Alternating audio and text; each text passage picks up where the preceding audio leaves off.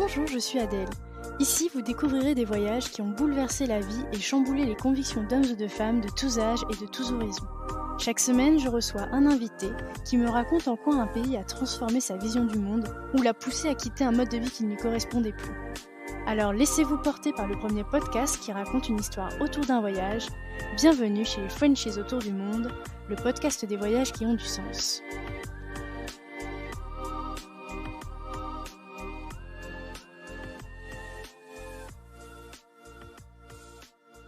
Si vous voulez suivre les coulisses du podcast et être informé des dernières nouveautés, n'hésitez pas à vous abonner au compte Instagram et au compte Facebook Frenchies autour du monde. Les liens sont directement dans la description de l'épisode. Le podcast est également diffusé toutes les semaines sur la web radio Allô la planète. Je vous souhaite une belle découverte sur allolaplanète.fr. Aussi loin qu'il s'en souvienne, Jules a toujours été attiré par l'Asie et notamment par l'Inde, lorsqu'il a découvert un livre rempli de photos quand il était enfant. C'est donc à la vingtaine qu'il réalise ce rêve de découvrir l'Inde pour de vrai et il est immédiatement happé par l'effervescence de ce pays. Il décide donc de ne pas s'arrêter en si bon chemin et se met en tête de sillonner les routes d'Asie du Sud-Est en mode backpacker, en passant par le Cambodge, le Laos, la Birmanie et même le Bangladesh. Il y a des voyages qui nous changent et nous bouleversent, et c'est de ceux-ci dont nous parle Jules. En effet, de retour en France, il ne pense plus qu'à une chose, repartir et continuer de découvrir ce continent qu'il fascine. Ce qu'il faut aussi savoir sur Jules, c'est que la routine métro-boulot-dodo n'est vraiment pas faite pour lui, et qu'il a toujours tout fait pour ne jamais tomber dans cet engrenage. Ensemble, on revient sur ce mode de vie un peu fou qu'il s'est créé depuis 20 ans, en passant quelques mois par an en France, à travailler pour mettre le plus d'argent de côté, et de cette deuxième partie de l'année, où il repart en périple dans des pays d'Asie. Jules nous raconte son quotidien nomade à travers des rencontres, des lieux et des souvenirs qui l'ont marqué. Je vous souhaite une très belle écoute en compagnie de Jules. Je suis convaincue que son récit et son mode de vie ne vous laisseront pas indifférents. Hello Jules. Salut Adèle. Bienvenue dans le podcast. Merci beaucoup, merci pour ton invitation. Écoute, ça me fait très plaisir de parler avec toi aujourd'hui. Surtout qu'on va parler quand même d'une destination que j'ai faite qu'une seule fois depuis la création du podcast. Donc je suis ravie qu'on en reparle aujourd'hui. Je vais commencer par te demander de te présenter, nous donner ton prénom, ton âge, la ville d'où tu viens en France et nous dire en 2-3 mots ce que tu fais dans la vie. Ok, alors, je m'appelle Jules, j'ai 42 ans et je viens de Angers, dans l'ouest de la France, dans le Maine-et-Loire. Et je suis donc passionné par l'Asie depuis de nombreuses années, depuis, je dirais même ma toute petite enfance. Et j'ai commencé à voyager dans ce continent il y a quasiment 18 ans maintenant. Et je voyage par période de 6, 7, 8 mois. Et je rentre en France quelques mois, je travaille et puis je repars à nouveau en voyage. Alors l'Asie c'est vraiment mon cheval de bataille. Il y a eu pendant la petite période de pandémie où j'ai découvert de nouveaux continents, mais sinon c'est essentiellement en Asie. Et c'est vrai que je suis tombé complètement sous le charme de ce continent. Et je suis toujours aussi fasciné, voilà, je fais de nombreux voyages, même plusieurs fois dans les mêmes pays, mais je ne me lasse jamais de découvrir ce continent. Et depuis maintenant 5 ans, un petit peu plus de 5 ans, j'ai créé une chaîne sur YouTube. Donc je fais aussi des vidéos. Alors c'est même une grande partie aussi du voyage maintenant, on va dire que c'est en complément du voyage. Je continue de voyager de la même manière, sauf que le soir il y a un petit peu de montage pour faire les vidéos, puisque je fais des vlogs, je fais des vidéos quasi quotidiennement, où je filme un peu mes journées. Ça commence le matin, au moment du petit déjeuner, jusqu'au soir, et les gens m'accompagnent au cours d'une journée de découverte dans différents pays d'Asie. Voilà. Génial, donc on va en parler, je pense, pendant cet échange. J'aimerais beaucoup que tu nous parles de l'origine de ta passion pour le voyage, tout d'abord, déjà de manière générale. L'origine de cette passion pour les voyages, ça a commencé avec un pays en particulier, ça a commencé avec l'Inde, dès tout petit. Quand j'étais tout petit, chez mes parents, il y avait un livre sur l'Inde, dans la catégorie beau livre, un bel ouvrage, avec des photos, avec beaucoup d'illustrations à l'intérieur. Et quand j'étais petit, j'ai beaucoup feuilleté ce livre, et je voyais tous ces visages différents qui venaient d'un seul et même pays. C'est-à-dire qu'en Inde, que ce soit au nord, au sud, à l'est ou à l'ouest, on a des faciès différents, on a des cultures différentes, on a des langues différentes. Et ça me fascinait. Ça me fascinait quand j'étais tout petit de voir qu'il y avait autant de diversité dans un seul et même pays. Donc ça a commencé réellement avec l'Inde. Et puis à l'époque de l'adolescence, à l'époque du lycée, je m'intéressais un peu à tout ce qui était Flower Power, le mouvement hippie. Donc il y avait le fait de tracer la route jusqu'à Katmandou dans le sous-continent indien. Tout ça, ça m'intéressait. Ça m'a donné envie de voyager, mais j'ai pas commencé à voyager tout de suite. J'ai commencé une carrière professionnelle en France. Et puis j'ai fait un premier voyage en Inde en 2004. Et la raison de ce premier voyage, c'était même pas vraiment de mon plein gré, c'est que j'avais une petite amie à l'époque qui devait faire un stage à l'étranger, qui avait choisi de partir en Inde pendant 4 mois. Et quand elle m'a dit, écoute, je pars en Inde, je lui ai dit, non, mais c'était pas possible. Je rêve d'aller en Inde depuis des années. J'avais pas eu de déclic jusque-là. Et puis, on va dire que ça a été un peu le déclic. Je lui ai dit, écoute, je prends mes 5 semaines de congé, puisque j'avais un CDI à l'époque. Donc j'ai posé mes 5 semaines de congé, et je suis parti donc la rejoindre en Inde pendant 5 semaines. Et là, ça a été la révélation. J'étais tout de suite happé, absorbé par l'effervescence de l'Inde, et je me suis senti très très bien, vraiment très très bien quand je suis arrivé là-bas. Et ça a été le début de cette grande aventure, et depuis ça n'a jamais arrêté. C'est un pays dans lequel je suis retourné régulièrement. J'ai fait une douzaine de voyages en Inde, à chaque fois de plusieurs mois, enfin d'un mois minimum. Le deuxième voyage que j'ai fait en Inde, je suis resté 7 mois uniquement en Inde. Donc ça a commencé avec l'Inde, et puis je me suis dit au départ, est-ce que c'est vraiment l'Inde, uniquement l'Inde qui me fascine, ou est-ce que je suis aussi attiré par les autres pays? Est-ce que c'est le voyage qui va m'animer? Et après le deuxième grand voyage en Inde, j'ai décidé d'aller explorer l'Asie du Sud-Est, et j'ai fait un long voyage pareil de 7-8 mois. Je suis parti d'abord au Cambodge 2 mois, au Laos 2 mois, en Birmanie 2 mois, au Bangladesh 1 mois, et je suis repassé en Inde aussi 1 mois ou 2 mois. Et là aussi ça a été un pur bonheur de sillonner ces routes d'Asie, et je me suis dit ben non, en fait c'est pas que l'Inde, c'est tous les pays d'Asie qui me fascinent, et c'est ça que je trouve aussi fascinant en Asie, c'est qu'il y a une grande diversité entre les pays. C'est vraiment plein de cultures différentes, c'est une vraie mosaïque de cultures qu'on peut découvrir en Inde, avec les plus grands pays de la planète, avec les plus grandes religions qui y sont représentées, avec une diversité de paysages qui est extraordinaire. Et c'est l'amour de l'Asie est né comme ça dans ces années-là, en 2003, 2004, 2005. Et donc, quel type de voyageur tu es, toi? Avec l'âge, en vieillissant un petit peu, on change évidemment. Le premier voyage, j'avais donc 23 ans quand je suis parti en Inde pour la première fois. J'avais un CDI à l'époque, donc j'avais un petit peu d'argent de côté. Donc le premier séjour, où là je suis resté seulement 5 semaines, ça a été un voyage, je dirais pas forcément backpacker par routard, mais voyage classique où j'avais un peu réservé mes chambres d'hôtel à l'avance, puisque c'était mon premier voyage en Inde. Je ne savais pas trop comment ça se passait, je découvrais un petit peu. C'était mon premier voyage en dehors de l'Europe, et j'avais aucune expérience vraiment en dehors de l'Europe, et j'avais plus ou moins organisé mon voyage, on va dire de manière assez classique. Et puis quand j'ai décidé de repartir, ce que j'appelle d'ailleurs souvent mon premier grand voyage, même si c'était mon deuxième séjour en Inde, mais je considère que c'est mon premier grand voyage, où là je suis resté 7 mois uniquement en Inde. Je voyageais en mode routard, avec un budget plutôt serré. L'Inde, c'est un pays où le coût de la vie est quand même assez faible, quand on vient d'Europe. Je suis parti aussi uniquement avec un petit sac Quechua de 40 litres, en sachant que la moitié du sac, c'était mon matos pour les appareils photo. Donc j'avais finalement pas beaucoup d'affaires, hein. C'était 2-3 shorts, 4-5 t-shirts, une paire de tongs, et c'est tout. Donc je voyageais vraiment très très léger. Et puis, sans aucune réservation, hein, en Inde, on se laisse un petit peu porter par le vent, et au gré des rencontres, on dit « Ah tiens, là, finalement, ça a l'air sympa ». Le voyage en Inde, c'est un voyage où il faut se perdre, il faut se laisser aller, et il faut surtout ne pas trop programmer, il faut se laisser un peu porter par ses émotions, ne pas trop prévoir, parce qu'il y a toujours beaucoup de surprises, et finalement, un endroit où on pensait rester 2-3 jours, on peut facilement y rester 1 semaine, et puis finalement, un endroit où on pensait rester plus longtemps, finalement, ça nous plaît pas tant que ça, donc on va écourter le séjour. Voilà, je voyageais de manière très léger, avec petit budget, alors j'étais pas à la recherche absolue de la chambre la moins chère, je recherchais quand même un minimum de propreté et d'hygiène au niveau des chambres, mais une chambre rudimentaire basique, ça me posait aucun problème. Ça me rajeunit pas beaucoup, mais c'est vrai que mes premiers voyages en Inde, déjà il n'y a pas toujours des salles de bain dans les chambres, et quand il y avait des salles de bain, c'était juste un robinet avec un seau, et souvent pas d'eau chaude. Mais je voyageais, on va dire, de manière très simple, très spartiate, et j'ai beaucoup aimé voyager de cette façon-là. Maintenant, j'ai un petit peu vieilli, évidemment. Alors, on va dire que je suis un peu plus regardant sur l'environnement de la chambre. Il n'y a pas trop de bruit autour, si c'est pas dans un quartier trop bruyant. C'est un peu à part, mais je fais du montage vidéo quasiment tous les soirs. Donc j'ai besoin d'une chambre qui soit à peu près au calme, avec une connexion Wi-Fi qui fonctionne correctement, et puis si possible un bureau. J'ai besoin de travailler sur un bureau. Donc je suis pas passé aux hôtels haut de gamme non plus, mais on va dire des hôtels d'un bon rapport qualité-prix, et que je puisse me reposer et aussi travailler dans de bonnes conditions.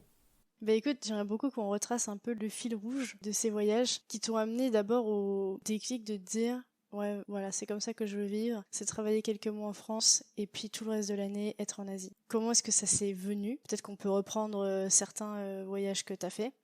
Comme je l'évoquais tout à l'heure, ça a commencé à la suite du premier grand voyage en Inde, quand je suis parti donc 7 mois en Inde. Quand je suis rentré en France, je me suis dit, voilà, j'ai fait entre guillemets mon voyage initiatique, je vais reprendre une vie normale, comme tout le monde, chercher un travail et puis me poser. Mais en fait, ça n'a pas été possible, hein. J'étais à peine rentré, que j'avais qu'une envie, c'était de repartir, je pensais à ça tout le temps. Au bout de ces 7 mois, quand je suis rentré, j'avais perdu beaucoup de poids, j'avais perdu 13 kilos. Je m'étais pas rasé ni coupé les cheveux pendant 7 mois. Donc je suis rentré, j'étais méconnaissable. Même chez moi, même dans mon bled, personne me reconnaissait. J'avais les cheveux longs, j'avais la barbe, et j'étais pas parti dans un délire mystique non plus, hein. C'est simplement, voilà, j'ai vécu mon voyage de cette façon-là. Quand je suis rentré, je me suis dit, bon, j'ai qu'une envie, c'est de repartir, mais il faut que je sache si mon amour, c'est un amour pour l'Inde que j'ai, ou si c'est un amour pour les voyages en général. Et comme j'avais déjà quand même travaillé quelques années auparavant, j'avais encore un petit peu d'argent de côté. J'ai travaillé seulement quelques mois en intérim. J'ai la chance d'habiter dans une région, l'ouest de la France, qui est une région assez dynamique, où il y a du travail pour les gens qui veulent travailler. Donc j'ai pas vraiment eu de difficulté à trouver du travail en intérim. Donc j'ai bossé quelques mois, mais pas très longtemps finalement, puisque j'avais encore des économies de côté. Je suis reparti, je crois, seulement 4 ou 5 mois après ce grand voyage en Inde. Et là, j'ai commencé donc avec le Cambodge. J'ai toujours l'une de mes meilleures amies qui est franco-khmer, d'origine cambodgienne. Et je connaissais un petit peu le pays à travers elle. Elle m'avait expliqué pas mal de choses sur le Cambodge. Et c'est vrai que ce pays m'attirait. J'avais envie de découvrir un petit peu ce pays, dont j'avais beaucoup entendu parler. Je suis parti au Cambodge 2 mois, ensuite au Laos. Et puis en Asie, c'est aussi ça qui est intéressant, c'est que c'est très facile de voyager. On peut faire facilement des sauts de puce. Quand c'est possible, on peut traverser les frontières, par exemple entre le Cambodge et le Vietnam, ou le Laos, ou la Thaïlande. Et puis avec un vol d'une heure ou d'une heure et demie, on peut facilement aussi se retrouver en Malaisie ou en Indonésie. Et donc j'ai enchaîné sur ce deuxième grand voyage, où là je crois que je suis parti 8 mois. Et évidemment, ça m'a énormément plu. Et pour moi, c'était encore que le début. Je découvrais une partie de l'Asie, même si j'avais fait quelques pays, mais même ces pays, j'avais besoin d'en voir plus. J'étais resté 2 mois au Cambodge, mais pour moi, c'était pas assez. J'avais encore envie de revenir. J'estimais avoir encore beaucoup de choses à découvrir. Et je me suis dit, mais je vais avoir besoin de voyager toute ma vie. Je dois revenir dans ces pays. J'ai envie de voir ces pays grandir. J'ai envie de voir ces pays changer. Je me suis attaché aux gens que j'ai rencontrés. Et j'ai eu, dès ce second voyage en Asie du Sud-Est, j'ai ressenti le besoin de revenir le plus rapidement possible. Le budget, à chaque fois, me permet de voyager, on va dire, en gros, entre 7 et 8 mois. Donc je suis rentré au bout de 8 mois et je me suis dit, ouais, voilà, on va reprendre le travail. Je vais remettre de l'argent de côté. Donc là, j'ai recommencé à travailler, donc toujours en intérim. Je cumulais aussi parfois les petits boulots. Je faisais un peu de service dans des bars le week-end. Ça m'a permis de mettre de l'argent de côté assez rapidement et puis de pouvoir repartir pour un troisième voyage. Et voilà, le schéma, le système s'est mis en place et ça n'a jamais arrêté depuis. Et ça fait quasiment maintenant 18 ans que ça dure. Même si depuis maintenant... Alors, j'ai créé ma chaîne YouTube il y a 5 ans. La chaîne commence à générer quelques revenus depuis, on va dire, 1 an et demi, 2 ans. Donc ça m'apporte un petit peu plus de souplesse dans la gestion de mon budget pour les voyages. Donc j'ai besoin de travailler un peu moins maintenant, donc ça c'est plutôt agréable, et puis je peux voyager davantage. Maintenant, plus je voyage, plus je peux gagner d'argent, donc ça c'est intéressant.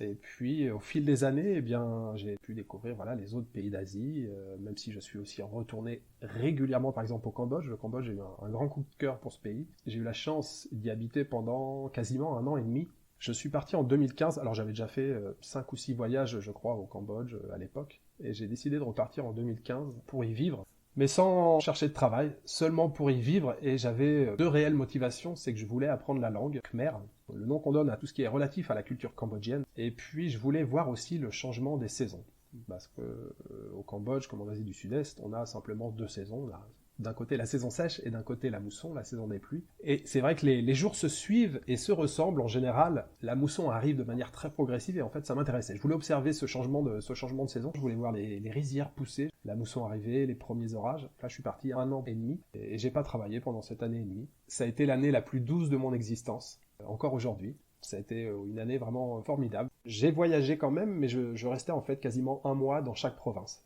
Et donc j'ai pu apprendre la langue pendant cette année-là, et puis profiter pleinement, enfin essayer d'apprendre un maximum de choses sur la culture, nouer des relations, et puis j'ai aussi pas mal exploré la campagne. Le Cambodge c'est un pays extrêmement rural, et si on veut découvrir l'âme de ce pays, il faut passer du temps à la campagne, il faut passer du temps avec les paysans. Et la culture du riz est une culture extrêmement importante pour ces gens-là.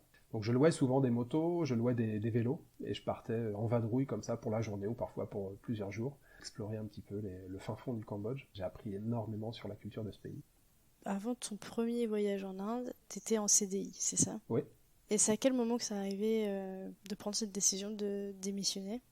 En rentrant du tout premier voyage en Inde, quand là je suis parti 5 semaines, donc j'avais posé mes vacances, je m'étais arrangé avec mon patron en lui disant voilà, il faut absolument que je parte en Inde, j'ai ma copine qui est là-bas, j'aimerais pouvoir en profiter un maximum, donc je pose mes 5 semaines, je pars là-bas, et en fait j'ai passé peu de temps avec ma petite amie sur place, puisque elle était en stage, elle travaillait, on a passé seulement une semaine ensemble en fait sur les 5 semaines de voyage, et après moi j'ai vadrouillé tout seul dans l'intérieur du pays, et ça a été une vraie révélation en fait. Et quand je suis rentré en France, je suis allé voir mon patron en lui disant voilà, je vous donne ma démission, j'ai 23 ans, je dois faire autre chose de ma vie, je peux pas rester ici. Le mot routine, c'est un mot qui m'a toujours un peu effrayé. Je me suis dit, oh là là, la routine, j'ai toujours peur de l'ennui, alors que je suis quelqu'un qui ne s'ennuie jamais. Je m'ennuie jamais, ça c'est une chose qui est vraiment ancrée en moi. Et en fait, la routine, je me suis toujours dit, mais si un jour la routine s'installe, je vais commencer à m'endormir un peu sur mes lauriers, et puis on va dire, bon, je ferai ça plus tard, ou je le ferai l'année prochaine. Le temps passe, et puis on arrive à 60 ans ou 65 ans, on regarde derrière soi, et puis finalement, la vie vient de s'écouler, et il s'est pas passé grand-chose.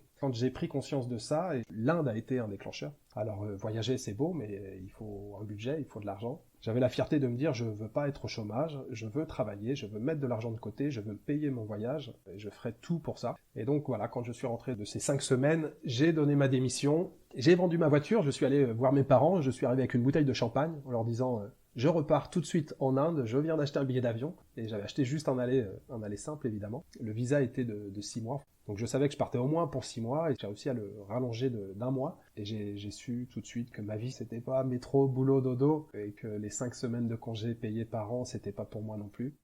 En gros, toi tu fais à peu près 4 mois en France et puis après 6 mois en Asie? Ou ça dépend?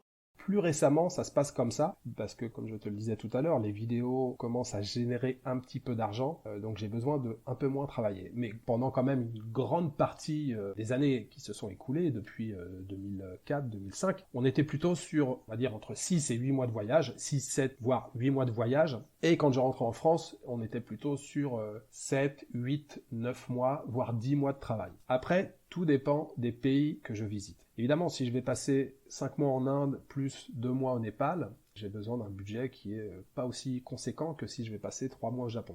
J'ai commencé à découvrir le Japon, la Corée, Taïwan, plutôt sur le tard, vers 2012-2013. Effectivement, le budget pour voyager au Japon, c'est pas le même du tout pour voyager en Inde. Donc les voyages où je transitais, je séjournais au Japon, ou en Corée, ou même à Taïwan, j'avais besoin de travailler plus longtemps parce que j'avais besoin de plus d'argent. Donc il faut travailler un peu plus pour mettre un peu plus d'argent de côté. Les voyages où je voyageais uniquement au Cambodge, ou au Laos, ou en Birmanie, bah évidemment ce sont des pays qui sont plutôt bon marché, donc j'avais pas besoin de mettre autant d'argent de côté. Et puis bah, ça dépendait aussi avec ce qui me restait comme économie à la fin du voyage. Hein. Il y a des voyages où je suis rentré parfois à sec, jamais réellement à sec, mais bon, il y a une année où je suis rentré vraiment à sec. Je suis rentré avec quasiment plus rien. Mais il y a des années où je rentre, j'ai encore un petit peu d'économie, donc voilà, en travaillant 5 mois, c'est suffisant pour renflouer les caisses, comme on dit, et puis pour pouvoir repartir pour une nouvelle aventure. Mais du coup, c'est presque stratégique après quand tu rentres parce que tu sais que tu vas partir dans tel pays, puis tel pays. Donc tu dis, bon, bah, il va falloir que je travaille à peu près tant de mois. Enfin, c'est limite ça. Oui, parce que je sais à peu près combien je peux mettre d'argent de côté par mois. Même si, encore une fois, c'est en train de changer là depuis 2 ans et j'en suis ravi grâce aux vidéos. J'ai toujours un plan 1 an à l'avance. Par exemple, là, je suis en voyage, mais je sais déjà que l'année prochaine, j'ai une vague idée des pays que je veux visiter dans 1 an. Donc je sais à peu près le budget qu'il va me falloir, je sais à peu près ce qui va me rester quand je vais rentrer. Donc en fonction de ça, je sais de combien de temps je vais avoir besoin de travailler. Après, il y a une chose qu'il faut comprendre, c'est que je suis originaire d'Angers, mais je vis à la campagne. Je vis dans une petite ville. Et ça fait partie des nombreuses questions qu'on me pose depuis que je fais des vidéos. Mais Jules, comment tu as fait pour mettre autant d'argent de côté et tout? J'ai pas de secret, c'est le travail tout simplement. C'est vrai qu'en vivant à la campagne, le coût de la vie est moins cher. Effectivement, quand on vit à Lyon, à Marseille ou à Paris, les prix des loyers sont pas les mêmes que dans mon bled. Moi, j'avais un loyer où j'habitais mon loyer était de 325 € pour un appartement de 55 mètres carrés. Donc évidemment, quand on a un petit loyer, ça permet de mettre plus d'argent de côté. Quand on vit à la campagne, on a des parents, on a des amis qui ont un potager, on peut trouver des légumes bon marché et en plus de qualité. Où je travaillais, c'était pas dans ma ville, donc j'avais un petit peu de déplacement, mais je faisais du covoiturage. On essaye de réduire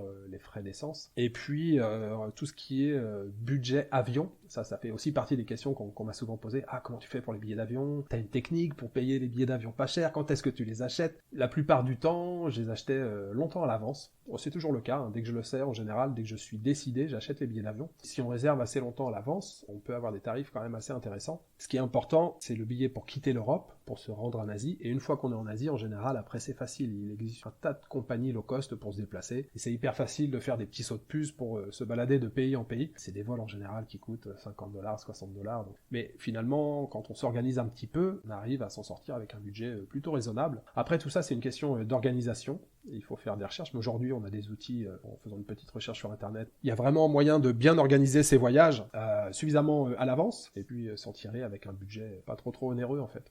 En fait, c'est plus de temps à l'étranger sur une année qu'en France finalement.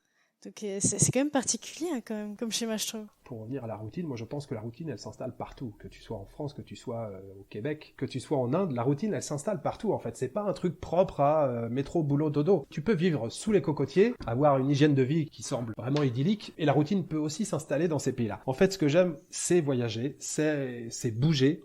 Encore une fois, depuis la création de cette chaîne, et depuis environ 2 ans, c'est vrai que je passe de moins en moins de temps en France. Avant, on était sur un rapport, je te l'ai dit tout à l'heure, à peu près 7-8 mois de voyage. Je rentrais, alors des fois je restais 6-7 mois si je voyageais beaucoup en Inde ou au Népal, mais des fois je restais 9, 10 mois, 11 mois. Le plus long que je suis resté, c'est 1 an. En France, c'est 1 an. Je préparais un voyage au Japon, donc j'avais besoin d'un budget conséquent. Et là, c'est vrai que depuis 2 ans, je passe de moins en moins de temps en France, mais je continue de rentrer en France. J'ai besoin de rentrer en France parce que j'ai des attaches en France, j'ai des gens que j'aime en France, ma famille évidemment, et puis mes amis, j'ai un cercle d'amis proches auxquels je tiens énormément. Nous sommes très très soudés les uns aux autres, donc je continuerai de rentrer en France pour bien sûr les amis, la famille, et puis aussi voilà, un art de vivre à la française, la cuisine, hein, on est français, on va pas se refaire, la cuisine française, ça manque aussi, même si j'adore la cuisine asiatique et je suis comblé de bonheur à chaque fois quand je voyage. Là je suis en Corée par exemple en ce moment, je me régale, à chaque déjeuner, chaque dîner je suis là, je me frotte les mains en train de me dire mais qu'est-ce que je vais manger là, j'essaye de découvrir des nouvelles saveurs, et c'est vrai que la cuisine coréenne c'est une cuisine qui est fantastique, mais c'est vrai que quand je rentre en France, je suis content de retrouver mon croissant, parce que les meilleurs croissants, ils sont souvent en France. Puis la bonne cuisine française, qu'on aime retrouver, ça fait plaisir. Et puis aussi, essayer d'explorer de temps en temps un petit peu la France, parce que au bout du compte, c'est vrai que je connais pas beaucoup mon pays. J'ai voyagé quand j'étais plus jeune avec mes parents en France, mais c'est vrai que de plus en plus, je me dis tiens, ça serait bien de découvrir cette région de France. Ah ouais, c'est quand même beau la France. Et plus je voyage, plus j'aime la France. Ça peut sembler paradoxal. Mais ça n'est pas pour les personnes qui vivent à l'étranger, je pense, ce que tu dis. Justement, on est tous alignés là-dessus. En fait, il faut sortir justement de son pays pour se rendre compte à quel point son pays est, je veux pas dire super bien, mais que finalement, on n'est pas si à plaindre que ça en France, et qu'on bénéficie quand même de pas mal de choses. Et notamment, quand on voyage dans des pays comme l'Asie du Sud-Est, des pays qui sont en voie de développement, bon, moi j'ai côtoyé des choses parfois difficiles à supporter, que ça soit des gens malades qui peuvent pas se faire soigner, ou des gens qui ont besoin de marcher 5 km pour aller chercher de l'eau, des femmes en Inde qui vont traverser des villages, qui vont traverser des déserts pour aller chercher de l'eau avec des chameaux, des choses comme ça. Et nous, on rentre en France, on tourne le robinet, on a de l'eau chaude qui coule. Et ça paraît anodin de le dire comme ça, c'est un peu bête de le dire comme ça, mais il y a encore des gens sur cette planète qui savent pas ce que c'est que d'avoir de l'eau chaude et qui ont besoin d'aller faire 5-6 km pour aller chercher de l'eau potable, ou qui n'ont pas de toilette chez eux. Quand je rentre en France, je me dis ah ouais, quand même, on a quand même un certain confort en France, on a parfois tendance à l'oublier. Et moi, j'aimerais rebondir aussi sur ce que tu disais, que tu aimais retrouver tes amis, etc. T'as pas peur, par exemple, de regretter plus tard de pas avoir fait comme eux, entre guillemets, c'est-à-dire rester en France, construire vraiment une vie en France, parce que finalement, ta vie, elle est sur 2 continents. Peut-être qu'un jour je changerai d'avis, peut-être que dans 15 ans je te rappellerai, je te dirai Adèle, t'avais raison, je me suis trompé, mais ça m'étonnerait. J'en parle aussi souvent avec mes amis, et Dieu sait que ce sont mes amis et que je les aime intensément, mais leur vie, vraiment, j'en veux pas du tout. Et ils le savent, c'est pas du tout mon truc en fait. J'adore les enfants par exemple, je côtoie beaucoup d'enfants, en Asie il y a beaucoup d'enfants, mais la vie, emmener les enfants à l'école, tout ça, organiser les vacances, enfin, tout ça, ça me fait pas rêver. C'est comme une sorte de routine quand même, mine de rien. Bah oui, oui, non mais bien sûr. Et pour en avoir parlé des centaines de fois avec mes amis, ils m'ont dit mais tu sais, le fait d'avoir des enfants c'est un truc qui est unique et j'en doute pas et je me doute bien qu'avoir des enfants c'est quelque chose d'extraordinaire et que ça rend une vie très intense et très riche évidemment. Tu sens que c'est pas pour toi. Mais c'est pas pour moi. Alors il y a des gens qui disent ah c'est un peu égoïste et tout et franchement je peux le reconnaître. Oui, il y a peut-être une part d'égoïsme là-dedans. Déjà m'occuper de moi-même, je trouve que c'est déjà beaucoup de travail et j'ai décidé de consacrer ma vie à mon épanouissement et c'est vrai que ça peut sembler égoïste dit comme ça, mais j'assume complètement mes propos. Et en fait, ma passion est trop dévorante pour les voyages. Même quand je suis en France, chez moi, alors j'ai plus d'appart, là j'ai lâché mon appart, mais si tu rentrais chez moi, tu ouvres la porte et tu bascules dans une nouvelle dimension. Tu arrives tout de suite en Asie, la décoration c'est que l'Asie. Les romans que je lis, les livres que je lis, c'est l'Asie. Les vidéos que je regarde sur YouTube, c'est sur l'Asie. Et chez moi, c'est un musée. Je pourrais ouvrir un musée sur l'Asie. J'ai des bibelots, même si j'essaye de me détacher un petit peu de tout ce qui est matériel. J'achète plus vraiment de souvenirs, mais j'aurais pu ouvrir un musée avec tout ce que j'ai ramené d'Inde, des kilos d'encens, de statuettes, d'épices, de thé, etc. Mais c'est vrai que la vie classique entre guillemets, alors j'aime pas dire ça parce que ça semble un peu péjoratif. Je veux pas que ça soit interprété de manière péjorative quand je dis une vie classique, mais c'est pourtant la vie de milliers de personnes et de millions de personnes. Mais je me reconnais pas dans ce modèle et je dis souvent que je suis un peu addict. Je suis un peu un drogué et que les voyages c'est ma drogue, mais je le pense vraiment en fait. Je pense qu'une fois qu'on a goûté un peu à ce mode de vie, c'est très difficile de revenir en arrière. C'est très difficile de tout plaquer dans le sens inverse pour s'installer dans son propre pays et dire bon voilà, je vais chercher un CDI et puis je vais faire construire une maison, je vais faire un emprunt. C'est vrai que on voit pourtant pas mal de... Je pense notamment à des familles comme ça qui partent pendant un an faire un tour du monde et après qui reviennent en France et puis qui reprennent tout là où ça s'arrêtait. Et c'est vrai que j'en ai parlé plusieurs fois avec des personnes comme ça et puis en fait c'est un retour en général qui est hyper violent en fait. Ouais. Moi, j'en ai parlé aussi avec pas mal de gens, et puis je l'ai lu sur des blogs. C'est vrai que quand tu pars un an et que tu épouses ce mode de vie, qui en général est assez facile, alors après, moi, je parle de ma partie, de ce que je connais, et de rentrer en France et de se dire, je vais reprendre un mode de vie normal, entre guillemets, après un an, c'est difficile. Moi, je rentre en France, en général, je fais un confinement. Je faisais déjà un confinement avant même la pandémie. C'est-à-dire que quand je rentrais de voyage, en général, je me mettais dans mon appart, je me mettais dans ma chambre et je restais 2 semaines quasiment sans sortir. Je voulais voir personne et je voulais juste décompresser. Et c'était ma petite période de transition en fait entre le voyage, le retour. Il me fallait cette petite soupape de décompression où je voulais être tranquille. Mais après, je me remettais tout de suite à travailler. J'ai l'impression aussi que c'est différent parce que t'as pas le même état d'esprit, toi. Tu sais que tu vas repartir. Tu sais exactement quand, presque. T'as entièrement raison, Adèle. Ça fait toute la différence. Parce que quand tu sais que tu vas repartir, en fait, t'as la motivation, tu vois. Si t'as pas de projet derrière et que tu sais que tu vas rester, évidemment, tu tires un peu la langue et tu y vas à reculons. Quand tu sais que tu vas repartir, t'as déjà énormément de motivation. Donc moi, je fais mon petit confinement, je reste tranquille chez moi où je récupère. Et après, je baisse la tête et je me remets à travailler.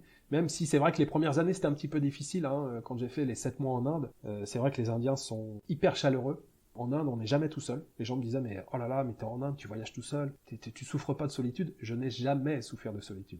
Jamais, je dis bien jamais. C'est un sentiment que j'ignore totalement. Et parce que quand on voyage seul, en fait, c'est là qu'on fait le plus de rencontres. Pour moi, c'est la meilleure façon de voyager. Ça m'est arrivé de voyager en couple, accompagné, avec des amis, avec ma famille. Mais ce que je préfère avant tout, c'est quand même voyager seul parce que c'est là que je fais le plus de rencontres.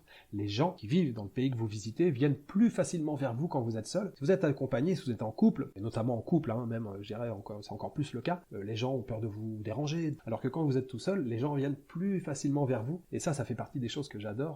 On va dire les 2-3 premières années, c'était un petit peu difficile de rentrer, surtout parce que je voyageais en Inde. Je rentrais en France, parfois c'était encore la fin de l'hiver, il faisait froid, donc je rentrais, non seulement je perdais 30 degrés, il faisait froid, les gens n'étaient pas particulièrement souriants. J'arrivais d'Inde où tout le monde me souriait, tout le monde venait me taper la causette. Donc effectivement, la première, deuxième, voire troisième année, le retour pouvait être un petit peu difficile. Mais après, j'ai vite repris le rythme et puis les retours suivants se sont faits vraiment très très bien. Peut-être une de mes qualités, c'est que je suis un peu caméléon et j'ai tendance à m'adapter très rapidement à chaque nouvelle situation. Et c'est vrai que quand je rentre en France, et encore une fois, tu l'as dit tout à l'heure, c'est vrai qu'il y a la motivation du prochain voyage. Donc quand je rentre, je remets le nez dedans, je vais travailler. À l'époque, mes premiers voyages, je déménageais aussi à chaque fois. C'est-à-dire que je prenais un appart et je déménageais à chaque fois. Donc il fallait organiser, trouver un appart, déménager. Bon, j'ai des amis pour ça, pour déménager, c'était pas trop un problème, mais il fallait trouver un appart, résilier les abonnements, EDF, couper l'eau, Internet. Ça, c'était vraiment la partie que je détestais. Mais comme je voulais mettre un maximum d'argent de côté, pour moi, il était hors de question de payer un loyer pendant 7 mois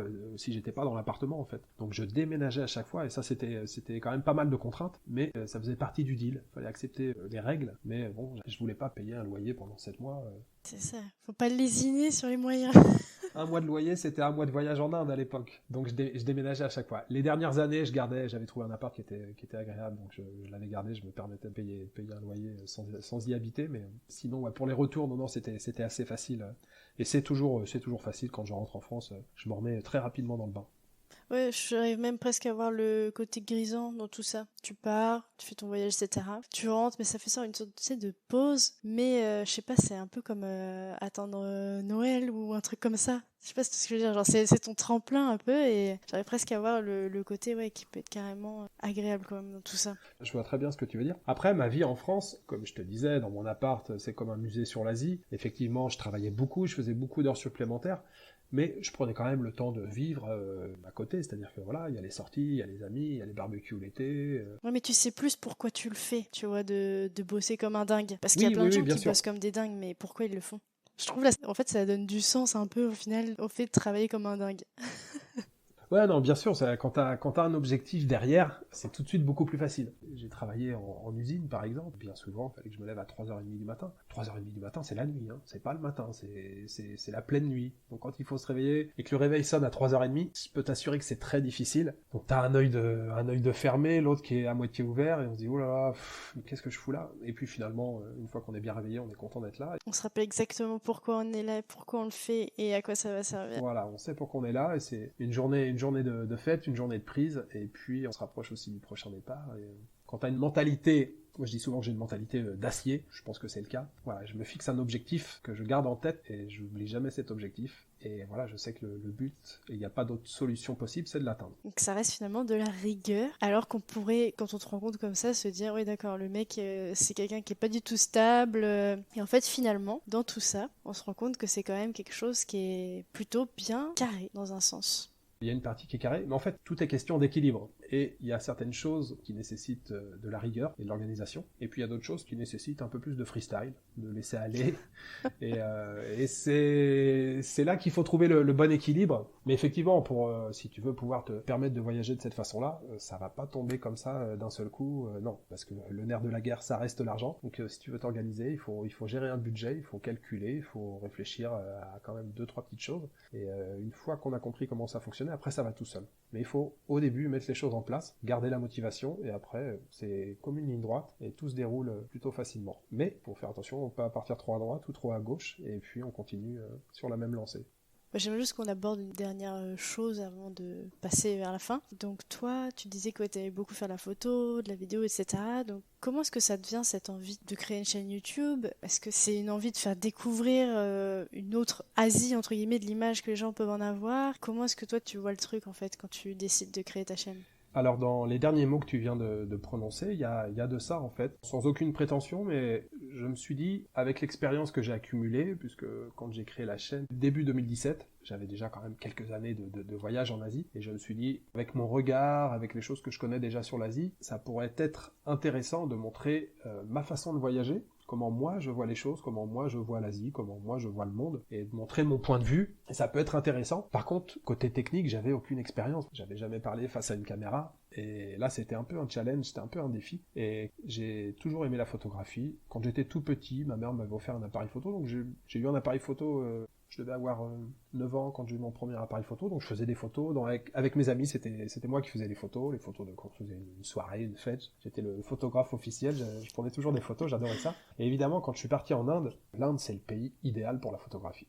L'Inde, c'est un pays qui est fantastique pour la photo, pour les couleurs, pour les paysages, pour la féerie des fêtes religieuses, pour les lumières, et puis pour les portraits. Les Indiens adorent se faire tirer le portrait. Les Indiens ont un rapport à la photographie qui est assez unique, et c'est vrai que c'est un pays qui est fantastique pour ça. Si on aime le portrait, je fais beaucoup moins de portraits, enfin je fais de manière générale même beaucoup moins de photos, puisque je me focalise plus sur la vidéo, mais au début de mes voyages, je faisais énormément de portraits. Ils ont un rapport à l'image qui est assez particulier, assez spécial. On le voit d'ailleurs avec le cinéma, hein. Tout ce qui touche à l'image, les Indiens, ça les fascine.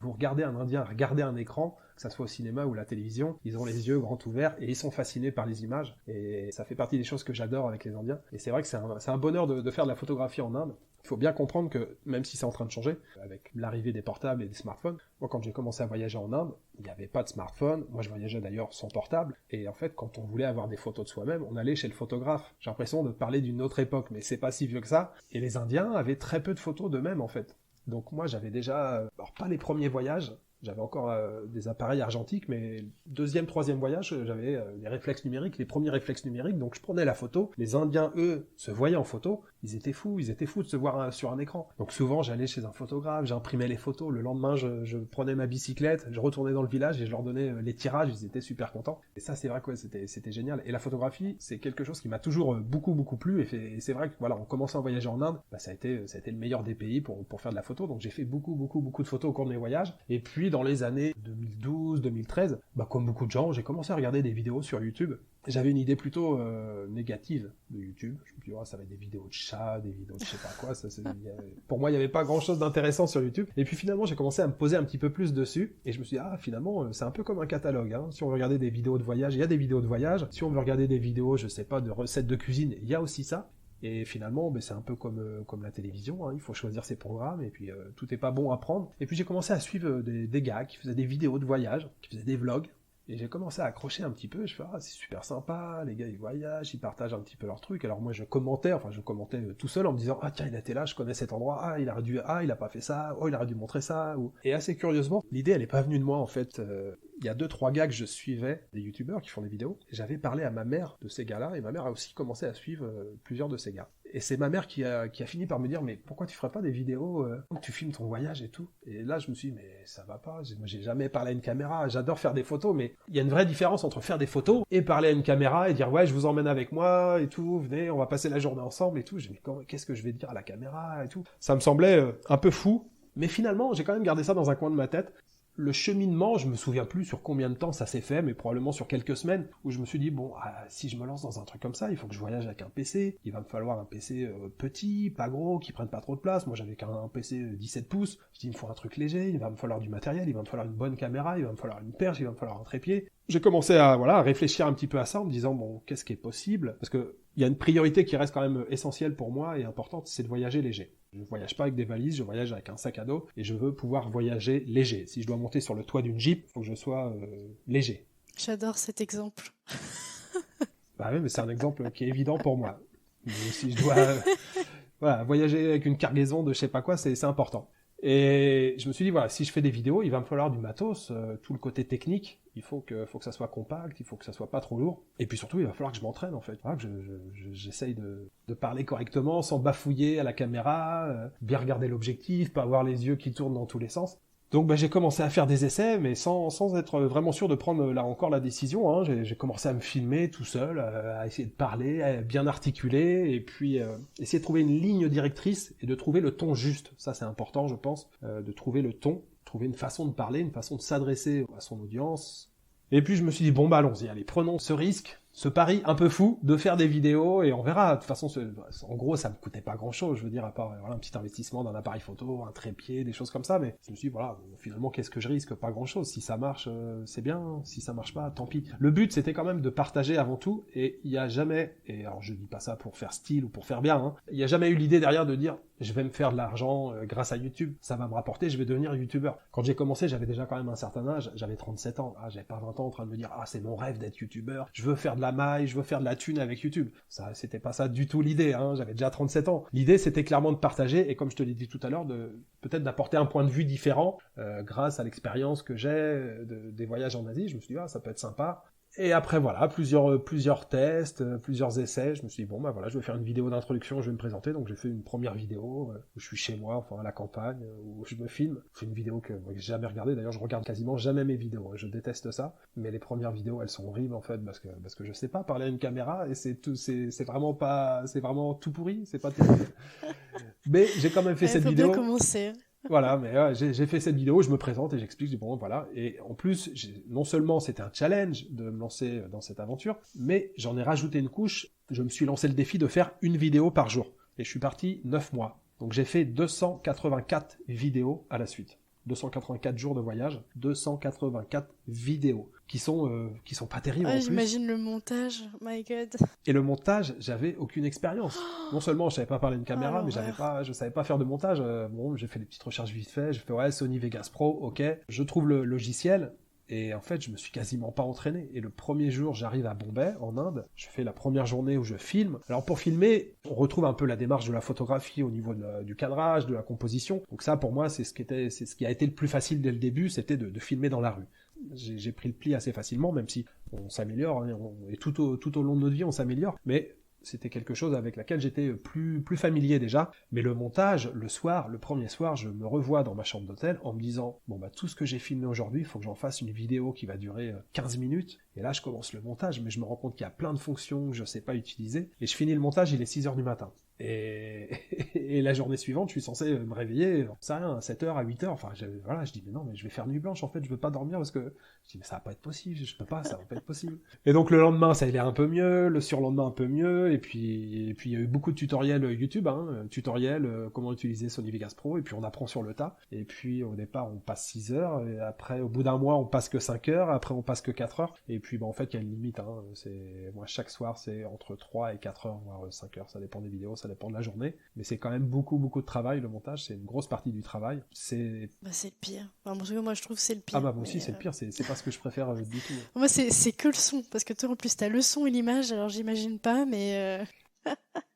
J'aime bien ça, j'aime bien faire le montage, en fait, c'est quelque chose que j'aime bien, et j'aime bien voir le résultat fini quand je termine la vidéo, mais en fait, il y a la contrainte, c'est le temps, en fait. Moi, c'est surtout ça, en fait, c'est que j'ai des contraintes, c'est le temps, c'est parce que la nuit, normalement, je suis censé dormir, mais je dors pas beaucoup, en fait. Ah bon? Ouais. Ok. Mais du coup, je dors pas beaucoup. C'est Je étonnant. ne dors pas beaucoup, et je voyage quand même, tu vois, pendant 7-8 mois, donc 7-8 mois avec des nuits assez courtes. Même si, depuis quelques temps, là, on va dire que depuis 2 ans, je lève un petit peu le pied, parce que je me suis pas engagé non plus à faire des vidéos quotidiennement, mais je suis plus à une vidéo tous les 2 jours. Il n'y a pas de règles et de fréquences précises, hein. Des fois, je vais faire 15 jours à la suite avec une vidéo tous les jours, et des fois, je vais faire 2-3 jours sans vidéo, ou s'il y a quelqu'un qui vient me rejoindre, je peux être parfois accompagné. Donc, je ne fixe pas un objectif de une vidéo absolument par jour, comme j'avais fait la toute première année. Voilà, je prends un petit peu de souplesse par rapport à ça. Puis j'ai besoin de sommeil, il faut dormir pour pouvoir, se balader le lendemain, être frais, d'attaque. Parce que voilà, une semaine sans dormir, c'est pas possible. Écoute, merci beaucoup là, pour cet échange, ça m'a fait super plaisir d'en découvrir plus sur toi, sur ce que tu fais, sur ce qui t'anime. Et j'aimerais beaucoup te poser quand même 2 dernières questions, celles que je pose à tous mes invités. C'est en gros que tu nous dises un peu tout ce que ça t'apporte, toi, ces voyages. Donc toi, c'est l'Asie. Et toi, qu'est-ce que tu sens que ça nourrit chez toi Plein de choses. Je dis souvent que le voyage, c'est la meilleure école de la vie. C'est un peu une formule toute faite, mais je trouve qu'il y a beaucoup de vrai dedans quand même. On apprend beaucoup de choses en voyageant, et surtout quand on est un petit peu curieux, comme moi je le suis, si on s'intéresse à pas mal de choses, on est comblé pendant le voyage parce qu'on peut s'intéresser à vraiment tous les domaines, que ce soit la cuisine, que ce soit l'architecture, que ce soit les langues, les échanges, les rencontres avec les gens. On apprend beaucoup de choses. Après, ça dépend des pays dans lesquels on voyage. On apprend la tolérance déjà. Même si je pensais que j'étais tolérant quand j'ai commencé à voyager, mais je le suis encore plus. Et ça, je crois que c'est la notion essentielle. On a besoin de savoir comment nos voisins vivent, et je pense que plus les gens se comprennent, plus les gens se tolèrent, et plus on peut vivre ensemble. Et Dieu sait qu'on a besoin de ça en ce moment. On a besoin de se comprendre. Si on se comprend pas, en fait, on vit dans une indifférence totale, et on finit avec des choses comme le racisme, en fait. Mais le racisme, c'est la peur de l'inconnu, c'est de pas connaître les autres, et c'est pour ça que je pense que voyager, c'est important. Donc ouais, la tolérance, même si, encore une fois, je pensais déjà être tolérant quand j'ai commencé à voyager, mais je pense avoir franchi plusieurs degrés par rapport à ça. La patience, il faut beaucoup de patience pour voyager, notamment quand on voyage dans des pays comme l'Inde. Il y a des choses qui peuvent aller très vite, mais aussi il y a des choses qui peuvent aller très lentement. Il faut faire preuve de beaucoup de patience, mais c'était pas forcément mon cas quand j'ai commencé à voyager. Donc il faut prendre son mal en patience, alors dans plein de domaines différents, mais la patience est important. Et puis aussi écouter. Nos sociétés, nos modes de vie, nos consommations nous poussent un peu à nous mettre en avant. Il suffit de regarder les profils Instagram, on a besoin de se montrer là, dans tel endroit. On a besoin de se mettre en avant, et finalement, les gens qui nous entourent, on les écoute pas forcément. Et je trouve que quand on voyage, en tout cas c'est ce qui m'intéresse quand je voyage, c'est de savoir comment lui il voit sa vie, quelle perception les Indiens peuvent avoir de la France, comment les Japonais vivent au quotidien, et pour ça, il faut prendre le temps de se poser et d'écouter, pouvoir échanger avec les gens. Alors parfois il y a la barrière de la langue, mais il y a aussi une langue universelle qu'on peut facilement comprendre avec un regard, avec un sourire. Le comportement, ça dit aussi beaucoup de choses. Je pense, être davantage à l'écoute, ça fait partie des choses aussi qui ont un peu changé chez moi. En tout cas, je l'espère, je le souhaite.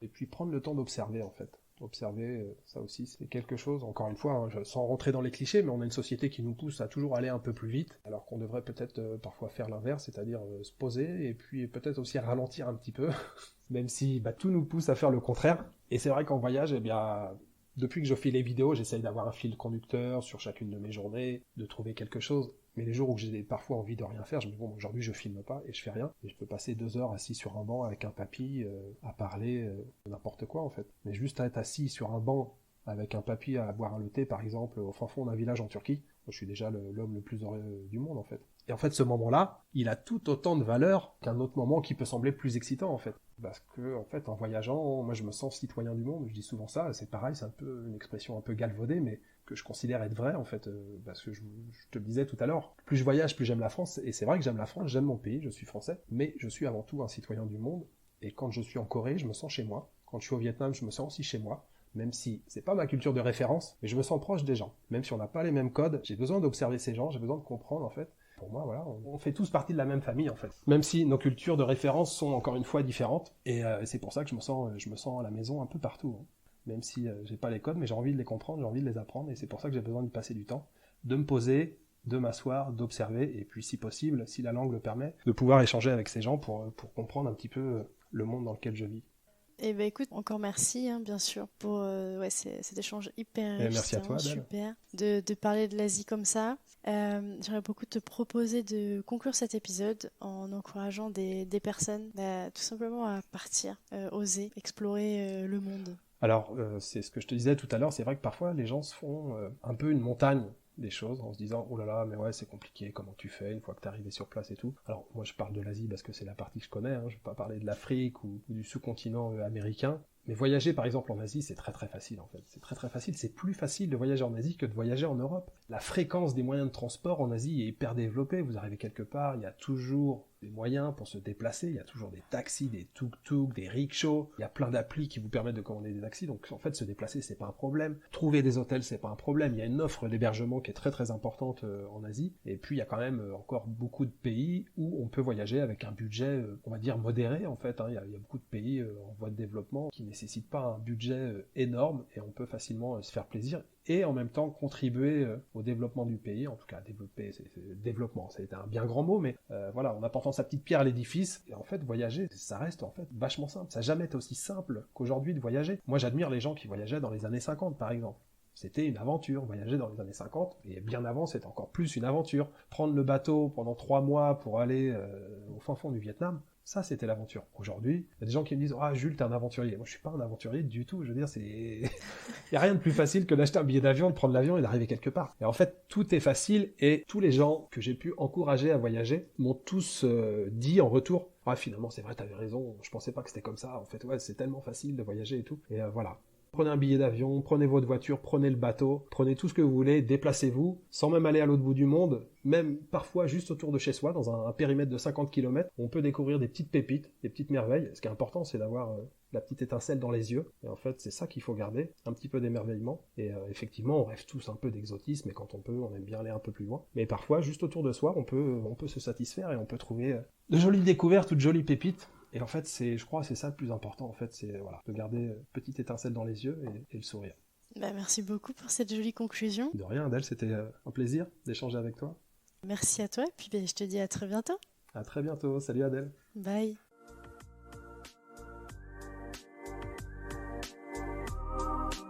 C'est la fin de cet épisode, mais j'ai encore besoin de vous. Si vous avez Apple Podcast, n'hésitez pas à laisser 5 étoiles et même à mettre un petit avis. Cela m'aide énormément à faire gagner en visibilité à ce podcast. Si l'épisode vous a plu, n'hésitez pas à le partager au plus grand nombre. Il ne me reste plus qu'à vous dire à lundi pour un prochain épisode des Frenchies autour du monde.